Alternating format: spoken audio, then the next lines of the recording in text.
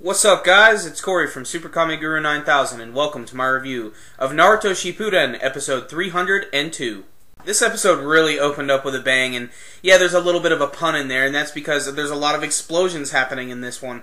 Particularly in the first half of the episode, it's pretty much non-stop action, with the second half of the episode getting ready to build up to some other very large events. But really, it was the Mizukage who stole this week's episode, and boy, has he just got some crazy abilities. You know, first he started out kind of comical, just throwing water balloons all over the place.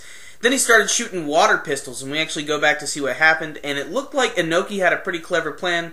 When he punched and destroyed that clam, he actually was a clone, and that's why he was able to fake out the Mizukage like that. So now it's time for the Mizukage to use his ultimate technique, which is just so crazy, but it's called Jokey Boy, or the Steam Imp, or Big Explosion Tyranny Technique, whatever translation you're looking at. He explodes, and the steam rises up into the air, and then it compresses back down into this weird, freaky little clone that has this badass little blade on his arm.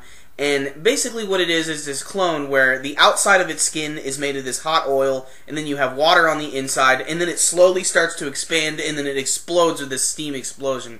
It's pretty damn awesome, I'm not gonna lie. And the cool thing is this clone is able to fight as well, and it's surprisingly fast, and I love the way they animate it fighting against Gaara. Gaara is actually pretty damn smart, and he's able to take out this technique in a pretty clever way. When the clone starts attacking Gaara, it's actually attacking a sand clone, and it jumps through it. And this clone actually had some of Gaara's dad's gold sand mixed in with it, and he actually mixed that in with the clone as well. And what happened is it started rapidly cooling it down and starting to slow it down, so that Gaara was actually able to capture it, and then it basically turned it into this golden statue. It's pretty damn awesome and really clever on Gaara's part.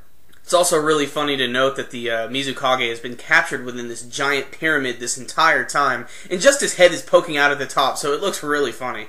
Naruto arrives just in time to see the Mizukage sealed up, and I think this is good because I didn't want Naruto stealing Gaara's thunder. The Mummy Mu returns as well. We get to see he had a really badass technique. He can actually separate a portion of his body away. You know, when Naruto was attacking him with that Rasengan and everything, we get to see when he was flying through the rocks, he was able to separate a piece of his body. So that's what he was saying when he was being sealed up. He's like, "Oh, you can't see me, I am..." Oop, couldn't finish my sentence.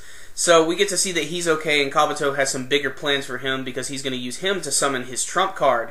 But this guy does not have the energy to do it quite yet, so Kabuto has to buy a little bit of time, and that's when we get our first clue. We're going to get the return of the Sound 4, ladies and gentlemen. And even though this is going to be a filler, I actually cannot wait to see this one, because if you guys haven't seen the preview to the next episode, looks pretty freaking badass. The last bits of the episode is basically just going around to all the different parts of the war, getting to see all the big battles that are getting ready to get set up again.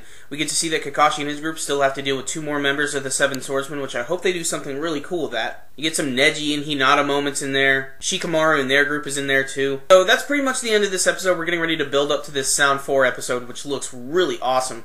But in all fairness, this episode was really good too.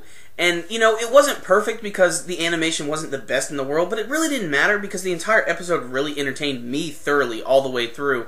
All of the characters were awesome. The Mizukage, I love his technique so much. It's so interesting looking. I love the way they just animated the clone in general, just the way it moved, especially after it was attacking Gaara, just how blobby and weird it looked. It was just really crazy looking. So I'm going to drop a 10 out of 10 on this one. I can't think of any negative from this episode. I just thought the whole thing was a great balance of action, character moments, funny moments, badass moments, and the build-up for what's coming later. So it was just a fantastic episode to me, so you guys should definitely check this one out. So how did you guys feel about the downfall of the second Mizukage? You can let me know with your comments below. Remember guys, as always, if you like this video, give it a thumbs up. That concludes this review today. SuperKamiGuru9000, out.